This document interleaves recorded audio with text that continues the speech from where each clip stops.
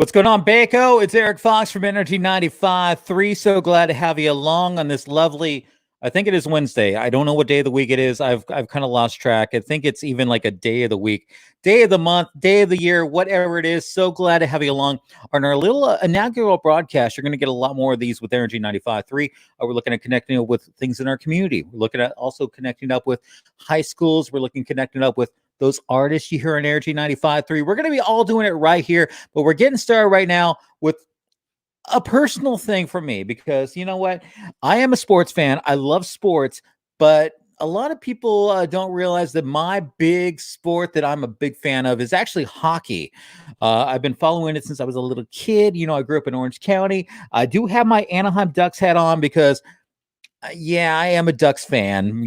I've been following it since they got started. I went to game number 2, so that's kind of how big of a hockey fan I am. So I'm really excited, especially when I moved up to Bakersfield way back when they had covered wagons, and, the dusty trail and all that we had a hockey team in town, and a hockey team I loved. You know what? Started back in ECHL. Now they're in the big boy AHL, one step away from the big time. And I'm talking about your Bakersfield Condors. And I'm really excited right now because I have a special guest. I'm going to bring him in on the stream right now. Mr. Ryan Holt, how are you, my friend? I'm great, Erik. How's everything over there? I'm doing fantastic, I tell you, my friend. It's a different world, a different experience, a different time all around right now. All of us are kind of trying to understand the new normal or whatever they want to call it. 9 days ago, I mean, of course, the news did come down. You guys know for sure that the AHL did decide to cancel the season, which is, it was a bummer because you know what, we really love our Condors. We are definitely a Condors town, big time. So I got to ask flat out, kind of how you're feeling, what you're doing, how are everything since the news really broke down with you guys? Yeah, I guess it all started back on, I think it was March 12th or 13th.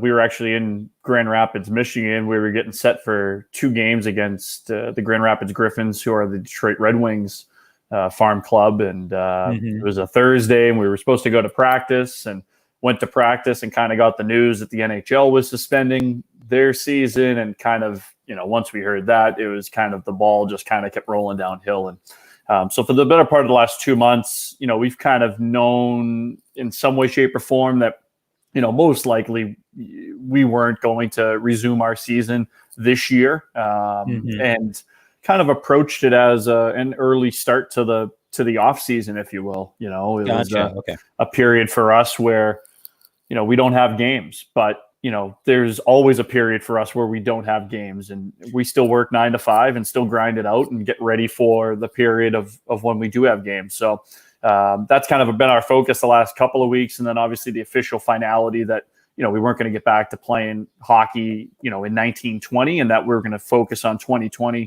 2021. It allowed us some flexibility. Now we can really start to ramp things up and get going and start looking towards October and what that kind of looks like, and start making plans for that. So that's kind of where you guys are right now. I mean, you kind of had made the transition that it's almost like the steps of grief. You finally have gotten to the step of acceptance. You know what I mean? Yeah. And kind of looking at what the year brings ahead. Let's talk a little bit before we talk about the team ahead. Kind of what were some of those big highlights for you this year? Because the season was one of those where, the Oilers had a little spell of injuries. I'm a Ducks fan. I very much know about injuries when it comes to the big team. So what were kind of the big highlights and things that you remember from this season?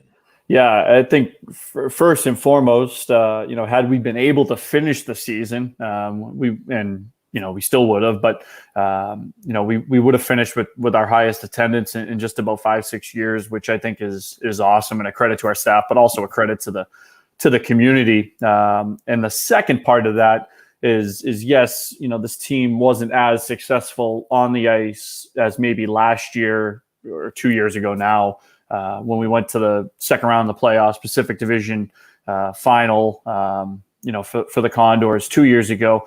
But I think the story of this year's team is still kind of being written, because the NHL is still looking like they're going to get a kick back into high gear here in a couple of months. So a lot of the Condors that had such an impact on that team that won a division are in Edmonton right now, and succeeding at Edmonton, which I think is the other, flip of the coin, if you will, of, we have guys like Kyler Yamamoto and Caleb Jones, Ethan Bear, just to name a few of guys who have not only gone up to Edmonton and gotten a cup of coffee, they've gone up, and Yamamoto is one of the best players, if not the best player, one of two with the Oilers the past couple of months. So, it's exciting to watch them. It's exciting to have them realize their dream. And they weren't just spending a couple of weeks here in Bakersfield. They were spending a couple of months in Bakersfield. They were spending a season and a half in Bakersfield. They understood this community, and to be able to see them now go up and be on national TV and be, a star at the NHL level, that's pretty cool. So that's my biggest takeaway from the season. The crowds, the guys moving on from Bakersfield to Edmonton and being able to realize their dreams is just awesome.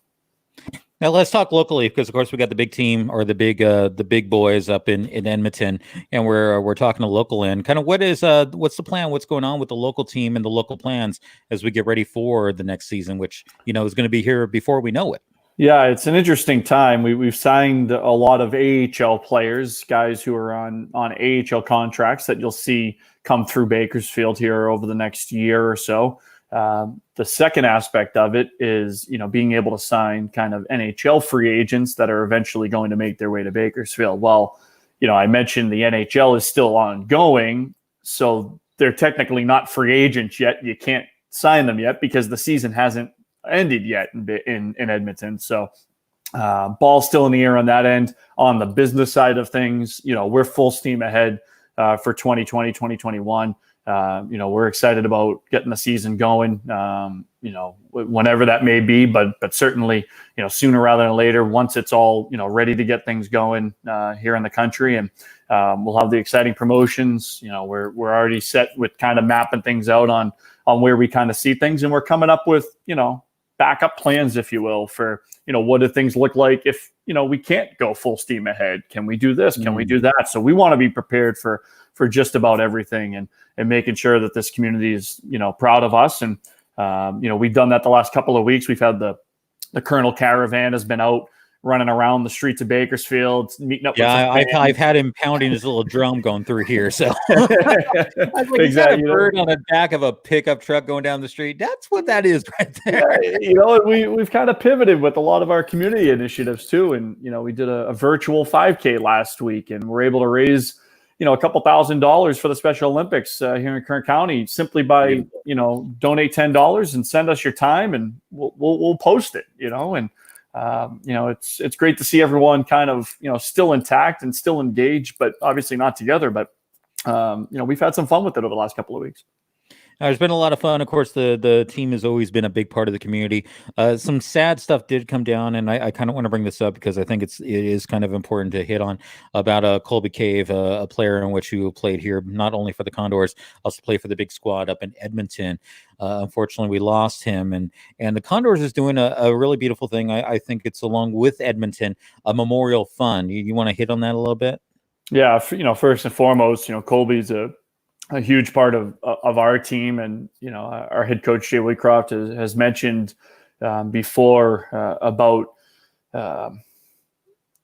we haven't all been able to be together since the news that Colby passed. Haven't been able to kind of come together as a team, as a coaching staff, as a business staff, and grieve. So it hasn't really felt real.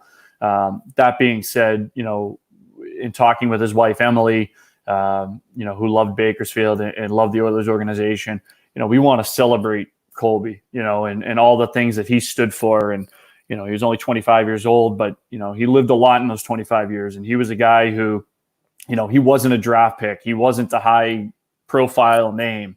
He was a guy who busted himself through every rank to get himself where he needed to be, and to achieve his dream of playing the NHL, scoring NHL goals, and, leaving a lasting legacy. And so through that, the Oilers and the Condors have established the Colby Cave Memorial Fund. So you can go to edmontonoilers.com/Colby. Right now, it's just monetary donations, but certainly, I have a laundry list right now, a document on my computer of things that are in the process that we're going to be doing once we can get back together, in terms of how we can one, fundraise, but also two, honor Colby and honor his legacy and what he meant to us. And I think anybody who knows hockey players in general, if you cast a wide umbrella over them, are some of the most down to earth, humble individuals you'll come across. And Colby was certainly up there in terms of one of the guys that I would always go to in the dressing room for a chat or something like that. You always have your players that you just know are going to be there for whatever you need. And certainly a big loss for us, but great to be able to honor him and his family and his wife and do all we can to support him and to support his legacy. So once again, you can get that information. I know it's also on your website too. Yep. So BakersfieldCondors.com, definitely be a part of it. It's one of those things that's been amazing to me. I've been out there, done the puck drop and all this other stuff. You see these tough guys on the ice that are literally like slamming guys against boards. They're just the kind of guy where you're like, if I saw in a back alley, I think I may have like exited the back alley. But these guys are literally the nicest guys, even coming up and just doing the puck drop and just their demeanor is just, wait, you're going to go slam some guys in like 20 seconds after I get off this carpet. And you guys are just, but I love what you guys are doing. So definitely check that out. BakersfieldCondors.com. I actually wanted to ask this because I'm always intrigued by this. It's kind of a little behind the curtains here where, how people get in the business. My personal story, I went to college to be a clinical psychologist. And then I took one little elective that was intro to radio and TV. Here I am 20 plus years later in Bakersfield still broadcasting. Kind of what's your story? What got you started? Did you always want to be a sports broadcaster or would you want to be? Yeah, I always liked sports. I mean, that was always why I, pursued this and that thing. But, I always had a gift for gab. My parents would say that. So, whether it was, talking to my video games or just being able to go back and forth with people, always kind of had that ability, and went to school and college and thought I'd kind of get into, and I ended up, my major was political science. I enjoyed law and I enjoyed kind of that aspect of it, which a lot of it is being able to make an argument and present an argument, which is essentially what you're doing here. And I go back to my high school days, and one of my professors, our teachers, the French teacher, actually, he said that, I'd be great in drama. And I said, I don't want to be on stage. I'm not acting and turns out 90% of my, waking hours is spent acting. So, it's a lot of fun. When I went to college, similar to you, I went to a career fair, maybe my first or second week, and the Holy Cross hockey team had just beaten Minnesota and Phil Kessel in the NCAA tournament at the time. Was the biggest upset in college hockey history. It was the lowest seed to beat the highest seed in the tournament, and just enjoyed talking with the kids who got to call that. And some of them are still my friends now, and got into calling baseball and basketball and enjoyed all sports, and decided, law school wasn't in the cards for me. Just, financially. And I think I was pretty much done with school at that point. So, gave this a shot and started out on just about the lowest tier you can start out in, which is Corpus Christi, Texas. Was the North American Hockey League. It's not even the highest level of junior hockey in the United States, which isn't even top 5 in Canada. So, about 8 rungs down from where I am now. And, fortunate that, Matt Riley and, Kevin Bartle and Justin Fosbender took a chance on me. Now going into I think this is year 10 coming up. So, been out here and met my wife here, and enjoy everything out here. So we've gone from the ECHL to the AHL, as you mentioned. I've been very fortunate with that because not many guys in my position are fortunate to just jump leagues with the same boss and the same office and the same setup and the same building, the same phone. Like everything was just the same. And, hey, we're just going to put better hockey players on the ice. I'm like, yeah, this is great. Awesome. Well, that's awesome. Ryan, 10 years, man, that is quite an accomplishment. So kudos to you, especially anyone who understands sports broadcasting. That is quite the accomplishment. So kudos to you. Hopefully we'll be able to catch up more and more, especially we go through the off season and go into the new season. So as things go along, love to do more of these broadcasts alongside you. Heck, maybe I'll sneak up into the booth sometimes if you'll have me up there. I'm game.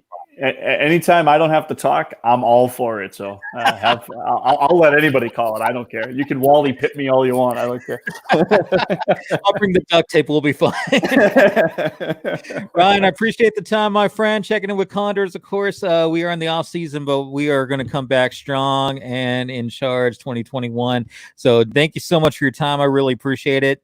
And of course, I will be checking in with more with you, and we'll be checking more with the listenership. Of course, we got coming up, we're going to be talking to some of the high schools we got lined up with principals. So we'll be talking with them and also some others and a whole lot more. So Energy 95.3, also follow us along, also connect up. Condors, where's your socials at, my friend? Everything is at Condors, Facebook, Twitter, Instagram. We want to get the TikTok going apparently, but we'll see what we can do on that one. Right on, man. I appreciate it. Thank you so much for checking in with us, and thank you for listening to Energy 95.3. We'll be checking in with you guys very, very soon.